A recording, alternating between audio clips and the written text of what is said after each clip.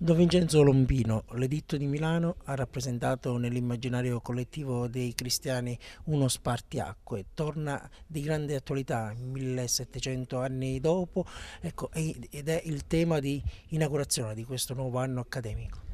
Sì, l'editto di Milano è qualcosa che appartiene al passato, ma che in realtà ha fecondato il nostro presente.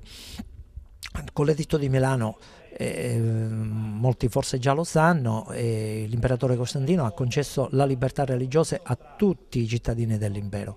Ecco, oggi il Vaticano II, il Concilio Vaticano II, noi come cristiani proponiamo questa stessa libertà, cioè ogni uomo ha il diritto di scegliere la propria fede senza essere condizionato, senza essere conculcato da nessuno. Pluralismo delle religioni che non sempre convivono in modo pacifico, partendo e ponendo le basi dall'editto di Milano.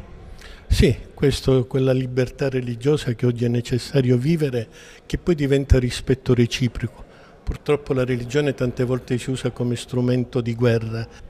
Agrigento comunque ha vissuto un momento particolare qualche mese fa in occasione dei funerali con il rito cattolico e anche con il rito islamico. E a quanto pare è la vita che ci mette insieme, è la vita che non tiene conto delle diversità e ci costringe a camminare insieme. E quello è stato un momento in cui ci siamo resi conto che il cattolico e il musulmano può innalzare la propria preghiera al Signore e pregare perché la vita sia rispettata e amata. Quanto è importante che le religioni dialoghino per poter creare un futuro migliore? Io credo che abbia una grande importanza perché per la prima volta nella storia almeno dell'Occidente si avanza un principio che è quello della libertà di professare il proprio credo, la propria religione.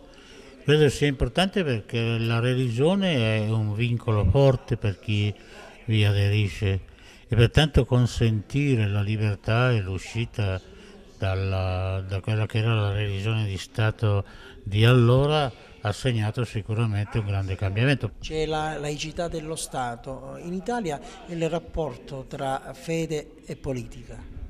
In Italia il rapporto tra fede e politica è sempre stato esercitato in modo abbastanza, a differenza di tanti altri paesi europei, è sempre stato esercitato in un modo abbastanza tranquillo, anche se non mancano in Italia tensioni laiciste che tendono a voler separare eccessivamente i due campi.